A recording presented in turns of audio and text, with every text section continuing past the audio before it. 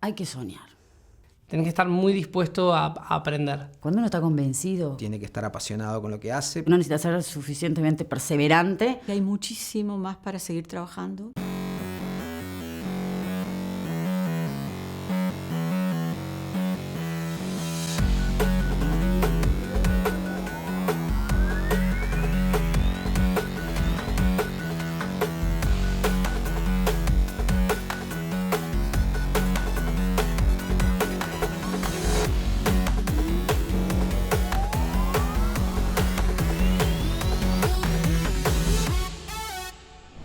Nosotros estábamos en el casi terminando un verano, y mis sobrinas peleaban por jugar con un iPad. La solución que ellas le encontraron fue que cada una se consiguió un dispositivo.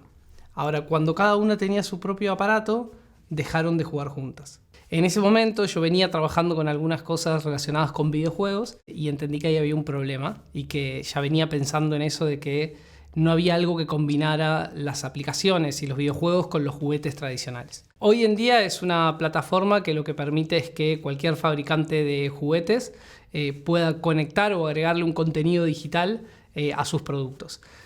Tanto de juguetes como de distintos productos para niños. Apiter es una empresa familiar, unos locos visionarios que fueron capaces de creer y confiar mucho en el sueño de darle valor agregado a algo que se tiraba, como es el propóleo. Luego de concurrir a determinados congresos y a recibir información de un producto de la colmena que no se conocía en el Uruguay, que servía para la salud, para distintos aspectos, y que en el Uruguay se tiraba. Estaba haciendo un curso que se llamaba Entrepreneurship and Competitive in Latin America, que era un curso junto con la Universidad de Columbia. Conocí a un muchacho que trabajaba en la industria de televisión y conversando con él me comentaba de cómo los proveedores satelitales eran un oligopolio y le querían aumentar el 50% los precios. ¿Por qué no usar Internet para mandar las señales de televisión? Y Internet lo que se conoce es lo que se llama streaming.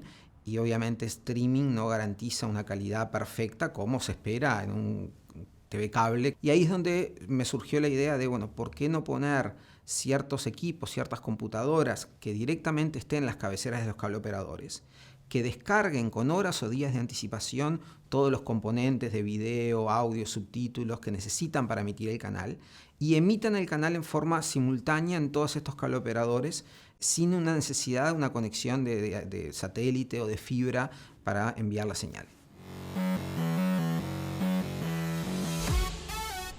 En un inicio, en forma artesanal, se comenzaron a hacer los extractos, donde se hicieron los primeros productos. Después seguimos industrializando y de tener un propóleo no solamente estandarizado, sino con la calidad que exige la Comunidad Económica Europea en contaminantes, en contenido de principios activos que son los flavonoides y compuestos fenólicos del propóleo. Como se aplica nuestra tecnología a lo que es los castillitos, los ladrillitos para construir, nosotros desarrollamos un producto donde el juguete tradicional de construir un castillo se mantiene, pero lo agregamos como una segunda instancia en donde el niño puede interactuar con eso que construyó. La forma en la que hacemos eso es que hay unos ladrillitos a los cuales le decimos o nodos inteligentes o smart bricks, que lo que permite es que vos puedas en una torre que construiste agregarle un ladrillito que representa el fuego. Con una tablet o con un teléfono apuntás sobre esa zona del castillo, vos lo ves que se está prendiendo fuego con realidad aumentada. Así logramos introducir otros personajes como por ejemplo un mago, un dragón o un caballero y pueden interactuar entre ellos. Yo en mi primer emprendimiento había descubierto una tecnología linda y enseguida me volqué de lleno a tratar de usarla sin realmente confirmar si había una oportunidad de negocio y sin confirmar si había una demanda.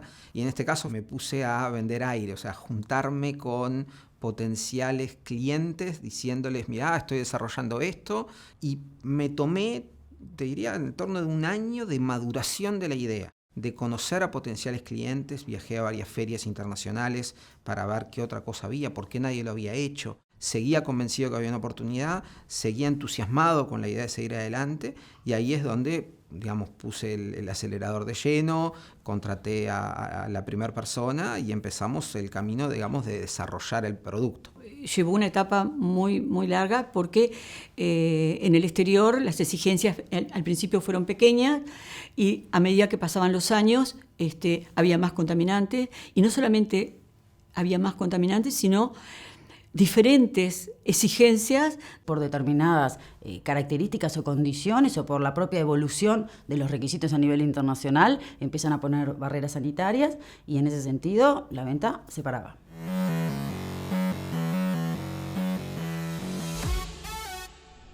Empezamos a ver, bueno, cómo hacemos para controlar los contaminantes, identificar por qué nosotros ingresaba determinados propóleos con muy bajos niveles de flavonoides y ingresaban otros propóleos con un altísimo nivel de flavonoides. O sea, ¿qué generaba eso? La abeja vuela 3 kilómetros alrededor de la colmena, por lo tanto recolecta esa resina que están afectados por los agroquímicos que están en ese entorno de 3 kilómetros que la abeja vuela. Quisimos desarrollar junto con los apicultores la trazabilidad y productores apícolas certificados dentro de ese proceso que le da un valor diferencial después a la hora de la compra del propóleo. Nosotros entendíamos que algo como lo que es Unicorn hoy en día hacía falta en el mercado, pero sin embargo no teníamos ninguna experiencia ni mucha posibilidad de poder demostrar que eso realmente era una necesidad. Y dijimos, bueno, vamos a hacer una línea de juegos que tengan interacción con una aplicación.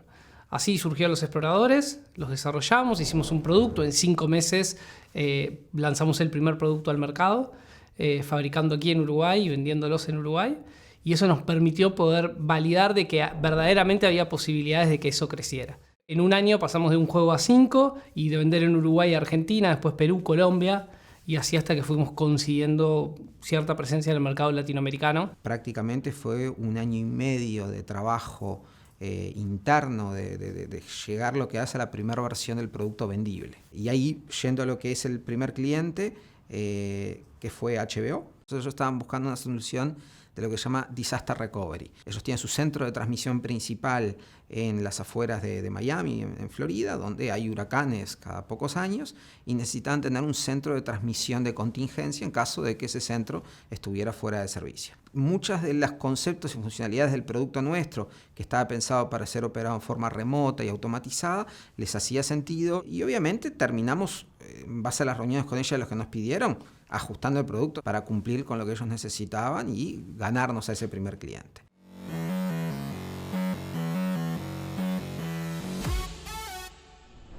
Sin duda que hay momentos muy desafiantes y muy difíciles. El tema está en cómo uno de alguna manera tiene diversificado el negocio, diversificado las unidades de negocio, o un mecanismo y una metodología que uno lo va aprendiendo con los años y con la experiencia, que te permita que eso sea una dinámica. Conseguimos hacer un deal muy grande cuando estábamos vendiendo los juegos de mesa, que básicamente era como decir, bueno, esta venta y vendo todo lo que tenía que vender en este año. Lo que nos pasó fue que a las 2 semanas que ya teníamos fabricación y producción de los juegos, que salían así, tiqui, tiqui, tiqui, recibí un correo que decía, la orden de compra que hicimos en realidad nos quedó desmedida porque el representante de la categoría no se sintió incluido y vamos a esperar hasta la Navidad.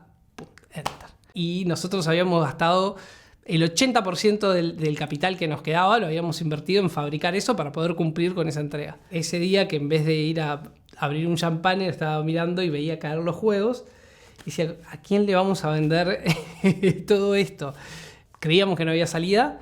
La realidad es que al otro día de que eso pasó, nos fuimos con una muestra, absolutamente todos los del equipo, a ir a hablar juguetería por juguetería, decir que tenemos estos juegos y que los tenemos que ubicar. Fue durísimo, realmente fue duro, pero aprendimos que la importancia de que todo el equipo que está metido en un proyecto entienda cuál es la necesidad de ese momento. Cuando yo empecé mi primer emprendimiento, Interactive Networks, tenía pequeña experiencia laboral, pero no manejo de recursos humanos, armar equipos. Hay muchos aspectos que uno aprende de eso. Y también uno con la cabeza de ingeniero está muy acostumbrado a, me enamoro de una tecnología y tengo un martillo y todo lo que veo son clavos. Y trato de usar esa tecnología cuando en realidad con el tiempo me di cuenta que uno se tiene que poner más del lado del cliente y de resolverle el problema al cliente, y si es con el martillo que uno pensó originalmente está bien, y si uno tiene que ir a conseguir un destornillador mejor, pero a ver, lo importante es resolver esa necesidad, ese caso de uso donde aportamos valor y donde alguien está dispuesto a pagar.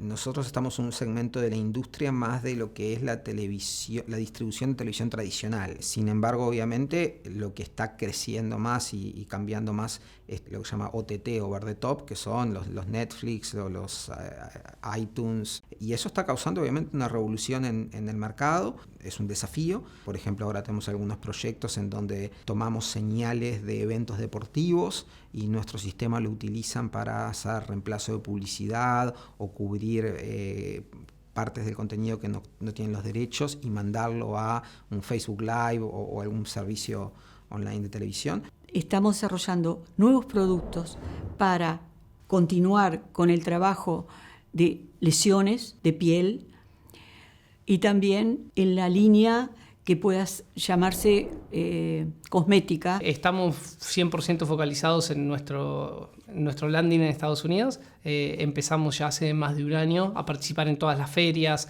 de juguetes, a tener presencia, tenemos una oficina comercial y estamos profundizando sobre ese modelo.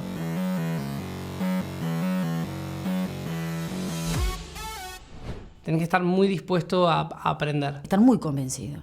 Cuando uno trabaja con pasión y con amor. Y necesitas aprender de la realidad de lo que sucede. Todo lo que sean suposiciones casi que no tienen validez para que un emprendimiento crezca. La idea vale bastante poco comparado con la ejecución.